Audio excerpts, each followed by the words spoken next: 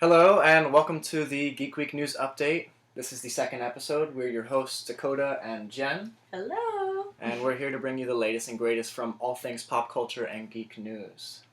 Alright, we're sorry that we weren't able to film last week. We actually were on vacation in Maine, and it wasn't super practical to, film this when we were with a bunch of our friends in a cabin. So it was a good trip, and now we're back on track. Yeah. So, Dakota, what's new with Geekritique? Well, we have a few new things. I have my review of White Sand, which was the book of the week last week, up by Brandon Sanderson. We also have a review of Dune by Frank Herbert, the 1965 novel, which we'll talk a little bit about later. We have a new contributor to Geekritique. The user Zeroku has written an article, Why Overwatch Works So well as yesterday I wrote a huge piece, literally huge, on Pokemon Go, 100 tips, tricks, and cheats for And the we game. have a lot more to say on Pokemon Go Yeah, later. so we'll get back to that later. So we have a new Overwatch character. Yeah, her name's Anna. She's the mother of Farah. She's also from Egypt. She looks awesome, and her skills are incredible. Yeah, she's a support sniper, so that's pretty unique because that means that while she can do ongoing damage to an enemy, she can also do ongoing healing to her allies, which it just blows my mind the creativeness that has gone into this character. Yeah, I'm not I don't play Overwatch a ton. It's not that I'm not huge on it. I don't know. I was playing Uncharted and other games, at that time, but this character has me a ton more interested actually in the game, just because she looks incredible. I like the fact that she has sleep darts that she can. Yeah, I loved that. Throw at. In the trailer, it's high noon. Yeah, in the trailer we have her shutting down McCree, so that's going to be interesting. It was so cool. Next we have Fox and Marvel Television. They're teaming up for an untitled X-Men project. We don't know too much about it yet. We know that Fox has signed on for a pilot commitment, which means that they're going to put at least one episode on TV. It will focus on two ordinary parents who discover their children possess mutant powers. Forced to go on the run from a hostile government, the family joins up with an underground network of mutants and must fight to survive.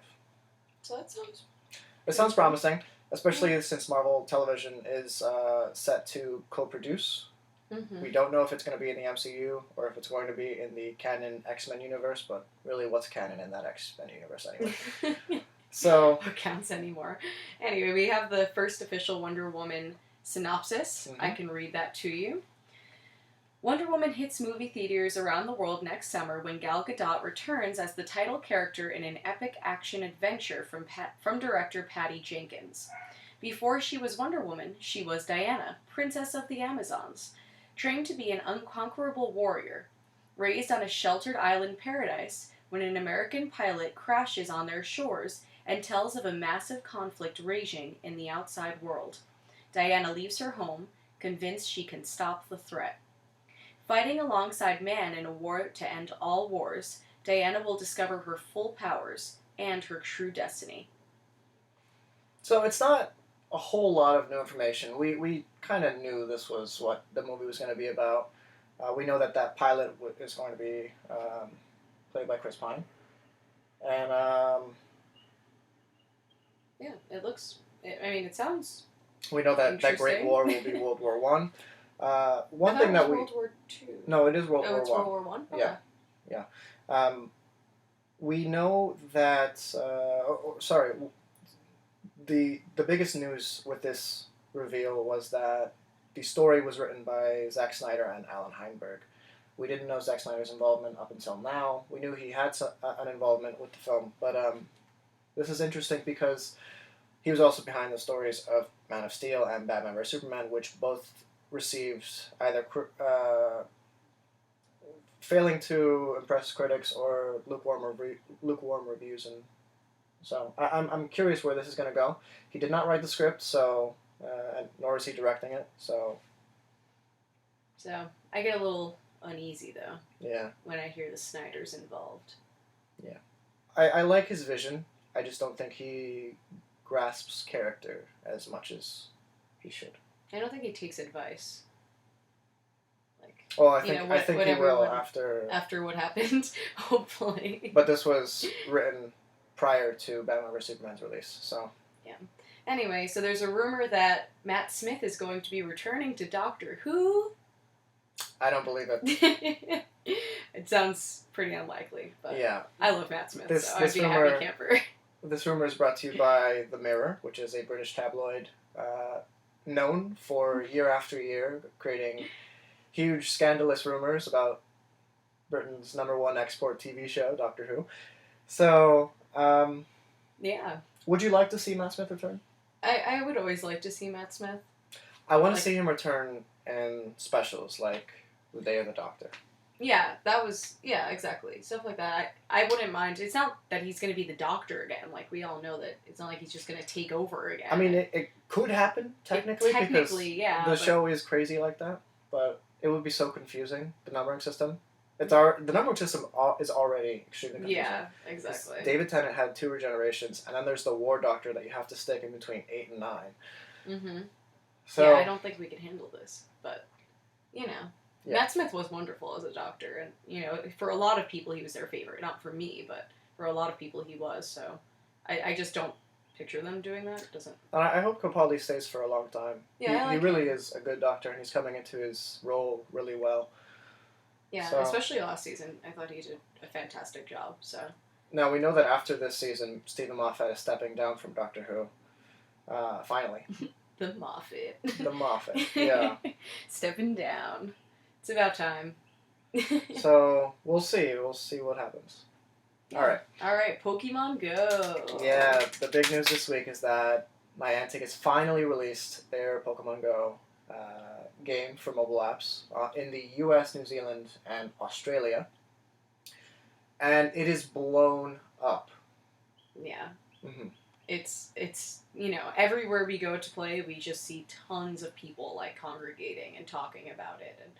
And so far, pretty much every time I've gone to go out Poke hunting, I, like, see people there also, and, like, talking to people and meeting people. So the community is pretty strong, which is interesting. Especially at night, I've noticed is the biggest time for me to see exclusively Pokemon Go people. Because during the day, you'll go to the park and you'll see plenty of Pokemon Go trainers out there. But it's not until you go at an odd hour that most people won't be out of their house at. You'll see tons and tons, especially in town. Mm-hmm. So...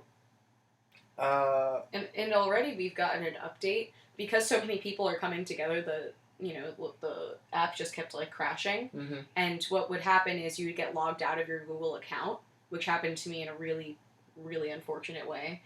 I was about to catch a Gyarados, and there were a bunch of people that I actually had told about this spot by a lake near us that, you know, has, like, a ton of Pokestations. Or Pokestops, sorry, I keep calling them stations. Yeah, so, like, it has, like, literally, like, every, I don't know, like, 10 feet there's another Pokestop. And I told them about it, and all of them and all their friends came, and they set up lures, and then a Gyarados came, and I went to catch the Gyarados, and I went to give it a berry, and then I got logged out.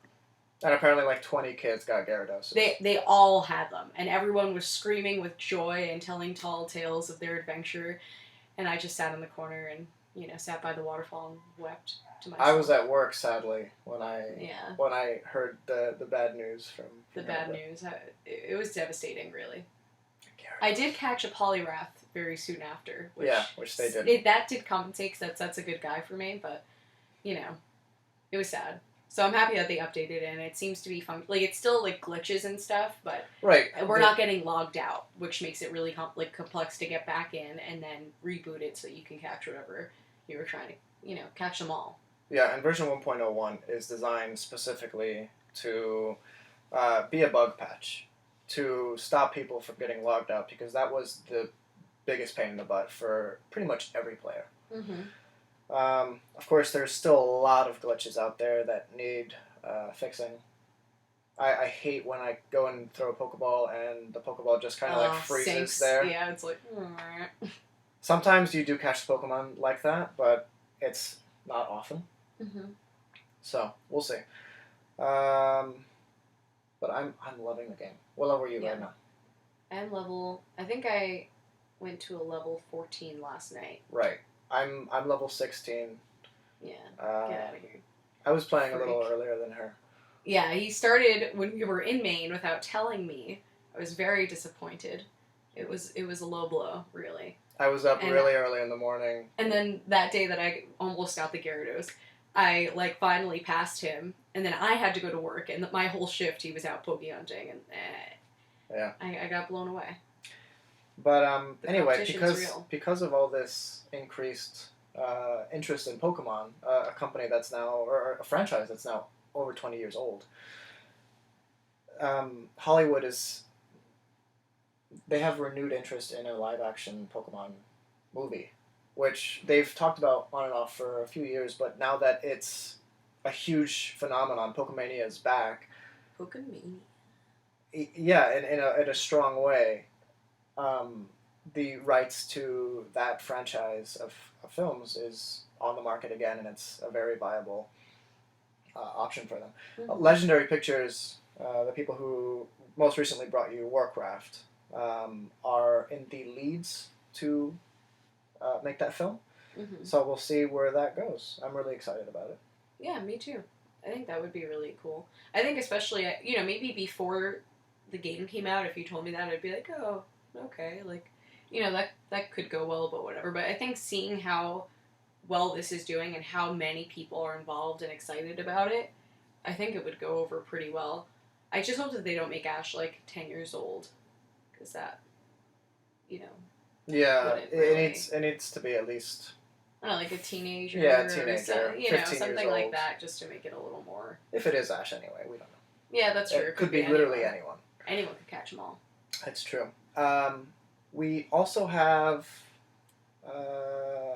some stats on Pokemon Go. Mm-hmm. We know earlier in the week it was announced that Pokemon Go has more active users than Tinder, and it was almost about to reach Twitter status.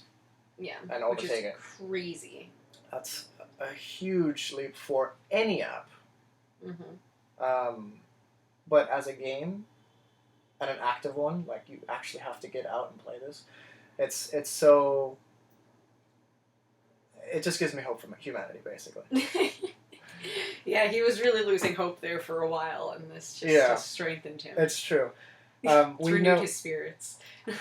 Yesterday it was announced that in less than 1 week, Pokemon Go has become the biggest U.S. mobile game ever in peak daily active users, Mm-hmm. with meaning that over 20 million players have logged in at the same time, catching and hatching Pokemon. Mm-hmm. Which That's is crazy. insane. Crazy. I would like to know what they were anticipating, as opposed to what they got, because this has to have completely exceeded their expectations. Right. Well, I would like to know okay, this is how many they were planning on getting, and how shocked they must have been when it turned out so fabulously. I've been looking forward to this game for a while. I began playing Ingress earlier, actually last year, to see how the game mechanics were going to work and all that. And I wasn't hugely sold on Ingress, so I was a little bit worried, but I knew that the potential of actually going out and finding Pokemon was such a cool idea that it had to be at least a lot bigger than Ingress, but this has completely dwarfed Ingress. I'd imagine this has 99%. There's a 99% increase over. Yeah, and it's amazing because it's all kinds of people playing it. Yeah. I mean, his brothers play, his mom plays. Some of my friends that were jocks in high school, they were playing, which I'm totally surprised by because they're not geeks at all. I mean, it is the type of game that could literally be fun for anyone. So that's really exciting because it's something you do on the go. And actually getting people out of the house, getting people to exercise, and having fun at the same time. And seeing corners of your town that you wouldn't normally go to. This is awesome. It's such a cool concept. I'm so happy that it's being. I'm so happy that it's so successful already. It hasn't even seen a global release yet. It hasn't been released in the UK or Asia or anything like that yet. You're out. My friend in France really wants it, and she can't get it yet, so she's very disappointed. She wants to start playing in Paris, but life is hard for the Parisians. Yeah. Paris would be a great spot. Yeah, exactly. There's so many little nooks and crannies in that city. So yeah, I think that's. Oh, actually, with that post that I wrote earlier, 100 tips, tricks, and cheats for Pokemon Go. One of the most interesting points I think that every gamer should know is that this game takes up a lot of battery. Yes, a lot of battery. There's a rumor out there that if you download the Google Maps app and download the offline maps for your local area, you will use less battery power on your game while playing. I haven't found this to be true. I have found it was a little bit smoother when I added it to the game, but a surefire way to save battery life is by clicking the Pokeball down there, going on the top right, clicking the gear settings, and the fourth option down is battery saver mode. Click that, X out of it, and what this does is if you turn the phone upside down, you can't click anything, the screen goes black, but you can still feel the vibrations of the Pokemon when you're nearby. Yeah. And I would suggest using your headphones while using this because... it doesn't alert you when there's Pokestops, but if you're walking by them and you have your headphones on, you can hear them. Right. So that helps. And this way you can put it in your pocket. You don't have to be on your phone 24/7. That saves a lot of battery, obviously. Mm-hmm. We were playing for 2 hours last night, and I only went down to 79% or whatever. Yeah. Whereas the first time I played, pretty, within the first couple hours. Yeah, your phone was dead. 20%. Yeah. Yeah. So, that's awesome. Now, let's get to the book of the week. This week we have... Book of the week. Yeah, we have Frank Herbert's Dune, which I've been listening to on audiobook for a little while now. It's a classic 1965 space opera that takes place on the sand planet of Arrakis. And it also features the powerful spice drug that unlocks prescient awareness in its users. And this book was a huge influence on Lucas when he was creating Star Wars. So if you haven't given it a shot yet, I highly suggest it. You can read my review. I'll post a link in the comments below. And check it out. Do it. I'll check it out too, actually. Mm-hmm. I'm not reading that one. I'm reading something else. Right. But don't forget to grab any 2 free audiobooks with a free 30-day subscription to Audible by clicking the link below. Most Audible links only give you 1 free audiobook. This one is special, obviously, because it's the Geek Week News Update. Yeah, because we're special. And I think that's our show. Yeah, that's all, folks. Thanks, guys. Have a great day. Thank you. Bye.